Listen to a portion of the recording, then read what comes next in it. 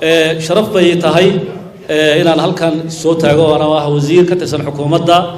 waxaan ugu horeyn awalan u mahad celinayaa madaxweynaha jamhuuriyadda Soomaaliland ee fursadda ii siiyay inaan ka mid noqdo gacan yareeyashiisa si dalkani u gaadho himiladiisa iyo higsigiisa biidnillaahi tacaala waxaan iyadana u mahad celinayaa maayarka caasimadda saaxiibkay Cabdiraxmaan oo munaasabadan qaaliga ay noo sameeyay ku maamusay wasiirka arrimaha gudaha oo ah wasiirka ugu tuweyn ama ugu mudan golaha wasiirada jamhuuriyadda Soomaaliland waan ku faraxsanahay runtii inuu noqdo nin odaya oo waayaraga oo rugcadaaya oo ka soo jeeda gobolada bariga biidnillaahi tacaala badin maayo waxaan xusuustaa markii aan imanayay wasaaradda maxaa la yiraahdaa warshadaha agaasimaha guud waa wasaarad yar oo kooban runtii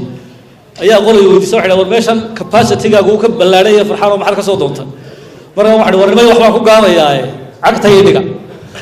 biidnillah waxaan rajaynayaa tan mid ka mustaqbalka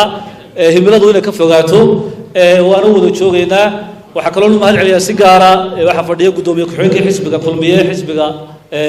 xisbi xaakimkii oo si gaar ah u mahad celiyay isagana wixii shaqaay waa xil wareejintii iyo dabadeeda waxba ka waran maayo dhammaantiin aad baan idinku mahad celiyay. Wassalaamu calaykum waraxmatullaahi wabarakaatuh.